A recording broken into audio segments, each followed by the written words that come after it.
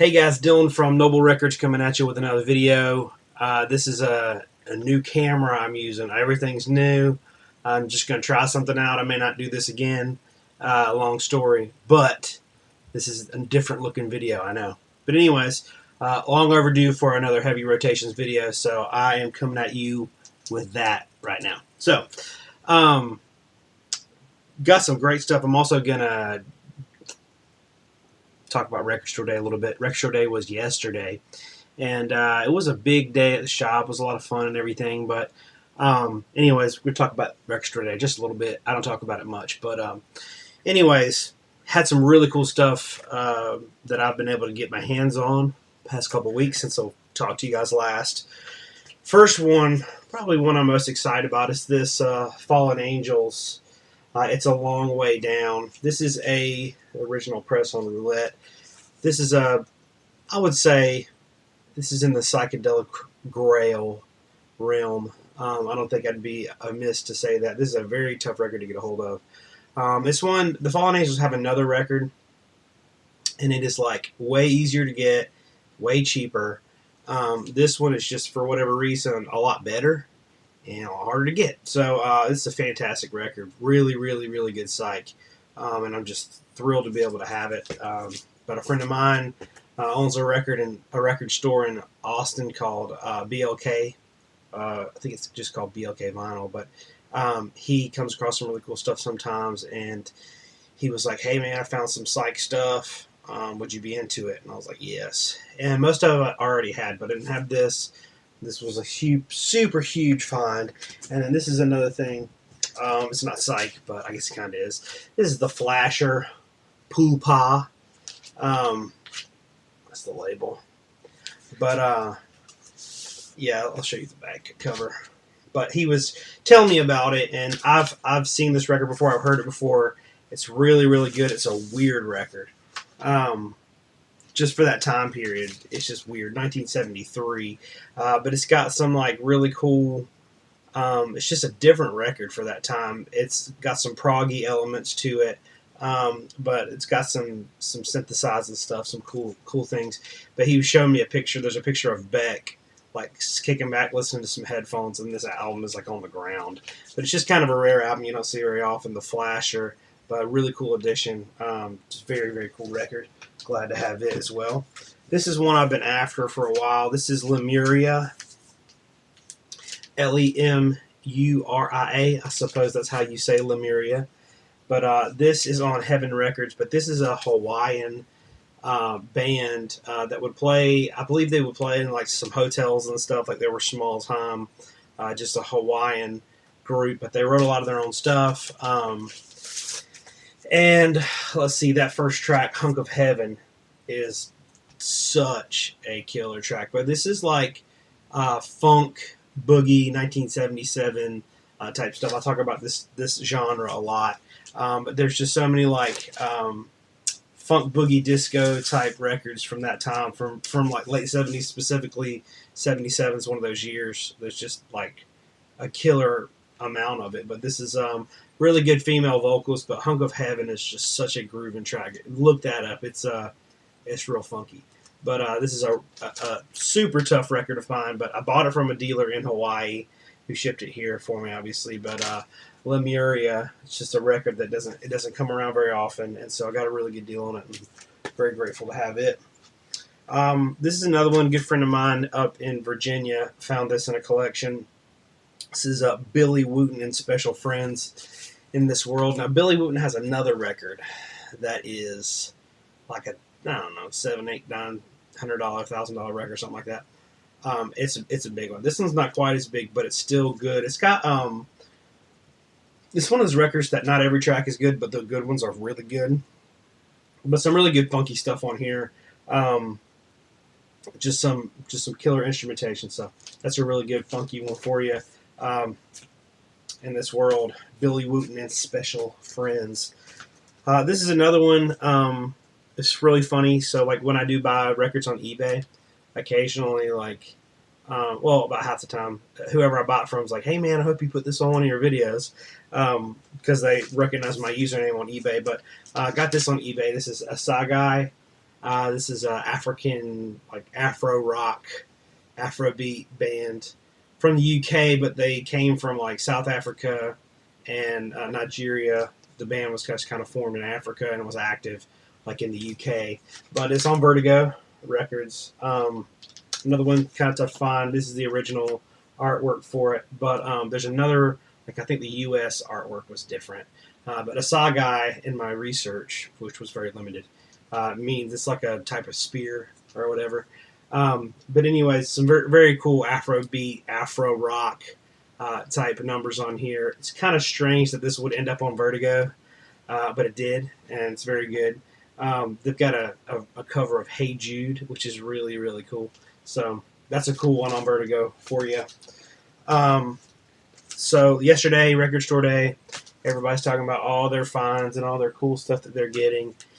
And I obviously am running shop, so I didn't get to go to a record store.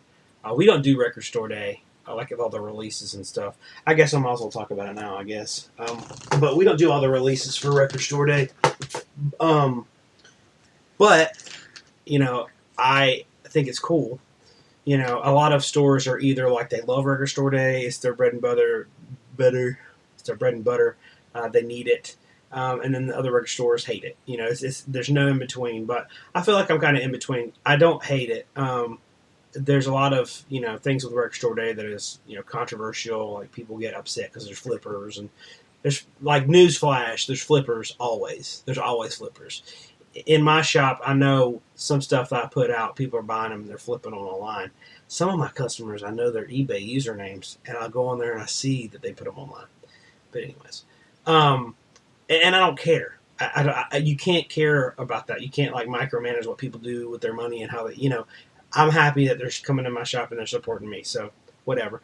But as far as like the politics behind Record Store Day goes, the reason I don't participate personally is because you have to pump so much money into it. I know like some record stores spend $100,000 on inventory for Record Store Day, which is insane. But they make it back, but it's just a lot of money to pump into something. And my thought is, if I was going to pump $100,000 into something, it would be like some crazy collection or something. Like if I'm going to invest my money in something, new stuff doesn't really excite me that much. But that goes with anything. That's not just Record Store Day. That goes with like, my shop. I have probably 30% new, so it's not like maybe 30% new, maybe 20. But our focus is kind of used stuff, vintage stuff, original pressing type stuff. Like I love that stuff. That's the stuff that I'm passionate about. And I know I'm not the only one in that. So I think there should be some variety. If every single store does Record Store Day, and then on that day they all have the same stuff, like I think it's nice to have stores that like just put out really killer used batches. So we put out some really good used stuff. I went back to that guy's basement that had all the jazz. I bought 700 records. This was last week, and I put out a ton of killer stuff. Found a lot more jazz. Found a lot of really cool jazz 10 inches. Found some more like Blue Note stuff, some more rare female vocal stuff. Bought 2 other collections. One was like a modern collection. Had like 200 like modern releases that were all used. And then I found another collection of like really essential classic rock stuff. And some weird stuff, some psych stuff. So I put out about 600 records on Saturday, and it was just great. A lot of people came, a lot of people hung out, and I saw a lot of people that I don't normally see because people are making their rounds for Record Store Day. So to the people that are bitter towards Record Store Day and they hate it because they hate the flippers and the whole culture behind that and all that, just see the good in it. Like see that there are people coming together in a community that are like bonding over records, that the people are hanging out and having conversations about music and record stores, and it's a day that boosts the spirit of that community. The people that love Record Store Day and they don't get it and all that stuff, like I think you should see the good in the variety of the shops that don't participate because they bring something else. And no matter if you participate or not, you bring a lot of energy to that day because there's going to be a lot more people than normal. So it's a good day for the community, I think. So that's my viewpoint on Record Store Day. That being said, every Record Store Day, I do think it's gimmicky, and most of the releases I care nothing about. But every Record Store Day, there's one. It seems like that I want, maybe 2. This year, there was one I wanted real bad, and I knew I wasn't going to get it because it was going to be sold out everywhere, and I wasn't going to be able to get to a record store to get it. And so I was like, whatever. And my friend Chris, Tunes from the Man Cave, he was talking to me back and forth. He's like, hey man, we're going to hit Lunchbox first, which is a local record store. It's the big one here in Charlotte. We're going to hit them first, and I'm going to grab what I need, and I'm going to come straight over there because they opened at 8 and we opened at 10. So I was like, sweet. And I was like, oh, while you're there, grab me the Grateful Dead box set. So he did. He grabbed me the new Grateful Dead box set. It is fantastic. It's live in Paris, France, 1972. It's got an absolutely killer set list. I'm sure you know about this if you've been watching the other videos. A ton of people got it. But this is a 6 LP, very, very, very, very nicely done. I listened to the whole thing already. It is a killer show, great sound quality. I'm thrilled to have this. People are flipping them on eBay. But I encourage you, if you didn't get one, just wait a little bit. The prices, I believe, will go down. But yeah, some people are listing them on eBay for like $170. I think the list price, like for this one, I think it was $125. But people are listing them. I think the lowest I've seen is $170, but a lot of them are going for $253. People go nuts. Just don't be part of it. But anyways, I think that price will come down on them. But that's a really killer box set. I'm so glad to have that because you guys know how I am with the Grateful Dead. Like I said, there's always something that I really want, and that one I really wanted. And a lot of that Grateful Dead Record Store Day stuff does sell out and then goes up in value, so it's kind of tough. And so that was my one Record Store Day find. And then a guy that's a friend of the shop, he watches the channel, and he comes in all the time, and he brings me cool stuff sometimes. This is the coolest thing he's ever brought me. This is Derek Harriott and the Crystal Lights. This is the greatest, I guess it's the best of Derek Harriott Volume 2. There's a Volume 1 as well, but this one I think, even though it's Volume 2, I think it's probably better.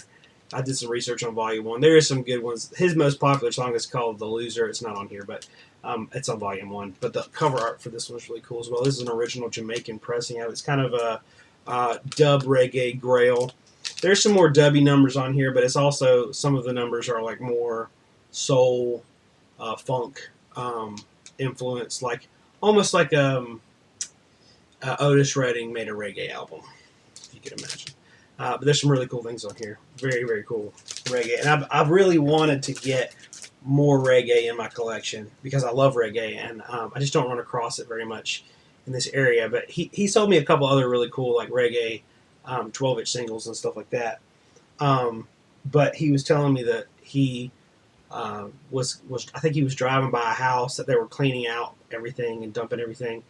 And he drove up and said, hey, man, is there any records in there? And they were like, yeah, you can just come have them. And he said that this guy had died in his house, and he'd been in there for months, and no one knew he was dead in there. And, like, he completely decomposed in his house, and those records were beside him. So he had his whole record collection beside him, but it was all reggae stuff. And so that was one of them. Anyways, he said that was a couple years ago, so hopefully all the whatever nasty stuff is gone. I'm going to show you while we're on that topic. I'm going to show you some. Forgot to show these. Got some really cool 7 inches, and I don't do 45s very often, but if it's something I can't get on an LP and it's really rare and I really want it, I will go 45. I don't have a lot of 45s. I need to do probably a video on my 45s, so I'll show you a couple really cool ones. This one's Media Blucky. This is let's see, the name of the track is it's by Black Santiago, but it's is a killer Afrobeat funk record. It is really, really, really cool. I'll show you the label on it. But this is like a fusion of, it sounds like if James Brown went Afrobeat. Like, the guy definitely has a lot of James Brown influence. He does that wow, like James Brown thing that he does, and then there's some like dun dun dun dun dun, like those hits that James Brown does. That funky feel. James Brown has such a personal touch, you know, and it has that James Brown feel to it. So this is Black Santiago, I guess, Media Blucky, but this is a really neat 7-inch. I didn't know anything about this. I'd never heard of it. But I got this from a good friend of mine that comes in the shop all the time, and he brings me like all this like African Afrobeat stuff. He's a DJ, and he is always teaching me something new. And I'm always turning him on to like psychedelic, like Zamrock and stuff like that. So we benefit each other. That's the kind of friends you should have, that you kind of turn each other on to cool stuff. But me and him are always texting back and forth, like, "Hey man, check this out, check that out." Like I'll take a clip of a video of a record I'm spinning, I think he'll like. And we trade records back and forth, and we trade knowledge back and forth. So those are good kind of friends to have. He watches my videos, so appreciate it, man. But he brought this. I'd never heard of it, and even though I'm not a 45 guy, like, this is incredible. I love it so much. So I'm getting there with 45s, because you have to. If you want some music, you have to go 45. They brought me some other cool things. This one I don't know much about either. It's the Funky Movements band, Troublemaker. It's pretty cool, funky little number. And then this one is nuts. This is Wildfire, Try Making Love. Look this up and listen to it. It's on Whirl Records, WIRL. 45s are kind of hard to show. They're less interesting because there's not a lot of artwork with them. But that one is like really killer. Got some fuzz guitar. It's like Zamrock funk. It's killer. That is a insane track. Very good stuff. Okay, get moving along here. Another thing that came out this week, and I think it may be, Record Store Day stole some of its thunder, but this the Black Sabbath Sabotage Super Deluxe? Yeah. And you guys know that they did Paranoid, they did Volume 4, and now they did this. I'm hoping they go back and do 1 and Master Reality, but this is it's got a 3 LP live show on it, and it is dope. It's got a really cool 7-inch single. I'll show you. Why not? We're here. Come on now.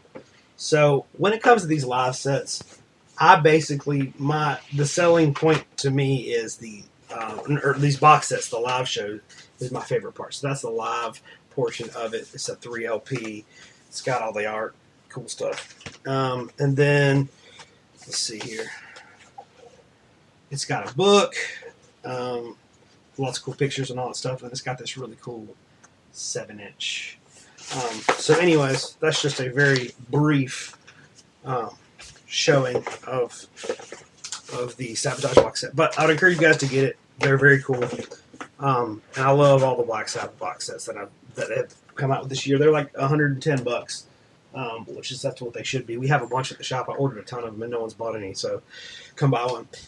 Next one is this Egg, really killer psychedelic record I've been looking for a long time. It's a U.S. promo copy. The UK copies are worth a lot. But a friend of mine posted this, that he was selling it on Instagram, and I went and got it. This is the original press on Duram. This is just one I've wanted for a good long time, and glad to finally add that one to the collection. This is another one, the All Saved Freak Band, Brainwashed. This is a really interesting record. Obviously, the artwork tells you that. But this is a Christian Psych band. And it is, like, some of them are like acid folk. Some of the songs are like acid folk, and they're all super churchy. The lyrics are. But some of them are like real acid psych, guitar solos, some sweet organ action. But it's just a really interesting record. Commonwealth Records, I got it from them. Cool stuff. But I am all about like the Christian Psych stuff. It's so interesting to me on a lot of different levels. This is another one, super funky, disco-theque. This is like got some Latin Cuban rhythm feels to it. But like side 1 is more like on the Latin side. That's got La Bamba on it, which side 2 is a track called Lord Funk, and it is nasty. This would be a $500 record if it was like Lord Funk on the first side. But I think these are like $30, $40. But this is, I think, original Holland press. But yeah, it's just a real funky record. And I like that funk. Here's another one. This is a Christian Psych record called God Come Down by The Awakening. This is just like such a weird record. But this is more like in the acid folk vein. But it's you know, called psychedelic, which I don't know how psychedelic it really is. That word gets thrown around a little bit too much. But it's like Christian acid folk, basically about the end of the world. Found this and had to have it. This is one I found at an antique booth. This is called Eruption. I bought it because there was a on side one, first track is I Can't Stand the Rain, which is an Ann Peebles cover. Can't Stand the Rain is one of my favorite songs. It's by Ann Peebles. You got to check that out if you've not heard the song. It's got such an interesting, unique feel to it. And it's a funky soul number. Ann Peebles is one of my favorite soul singers. Incredible. But this is a really cool like disco version of it. And it's good. And these are, I think I got this for like $5 or $6. Got it at an antique store. And it's just like, that's what it's worth. It's worth $5 or $6. I didn't get a steal on or anything like that, but it's just kind of hard to find because they didn't make a lot of them in the U.S. I think it's like a French pressing or something, but that's a really cool one. It's called Eruption. This is one called, it's by Rim Casa, Too Tough. So the guy, this dude right here, this is Rim, and he was in like some different bands and stuff in the 70s. Like there's some really interesting stories about him. But anyways, he put out a couple of really cool records. This is a really cool like Afrobeat disco type record. I've been going, I mean, I guess you guys probably noticed I've been going in that vein a lot lately. While we're here, gosh, this is a long video. I love Neil Young, but I have not been really super intentional about picking up everything. Like, I'm not a completist. But lately, I've just been getting a lot of his stuff that I don't already have. I need to do a video on my Neil Young collection. I absolutely love Neil Young. There's some records that I'm like, on, but a lot of his records are really killer. So, lately, I've picked up a few cool Neil Young things. This is Americana. It's kind of a tough one to get, limited type thing. And then this one is, let's see, that's got like a sticker on it. This is the Sugar Mountain, super rare. I don't know why he doesn't reissue these, but this is a Neil Young's archive. Like, these have become really rare. You know, like the Massey Hall. This is even rarer than Massey Hall. Massey Hall's incredible, by the way, but this is a really good live show. Incredible. Been wanting that for a long time. And then this one is just kind of nuts. Very rare. Yeah. This is an original 90s press in the shrink with the hype sticker. These go for a lot. I never thought I'd have one of these. I found, probably 10 years ago, I found this CD at a thrift store. And I never buy CDs, but I was like, I don't know if I've heard that Neil Young album. And I bought it, and it's very good, like, grungy type of Neil Young, you know, like Ragged Glory a little bit, but a little bit harder, I think. But very good record. Super rare. And then this is one I had at the shop and I just happened to bring home. This is a Decade, you know, the album Decade. This is a promo for it. It's on red vinyl or peach colored vinyl. I think it says orange vinyl. But it's got on one side, it's like a 12-inch. It's got It's got Southern Man on one side, and it's got Cowgirl in the Sand on the other side.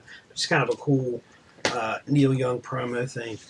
Couple more things real quick before we head out. This is a really cool Zeppelin 3 copy I got. You guys know I collect anything that's weird Zeppelin.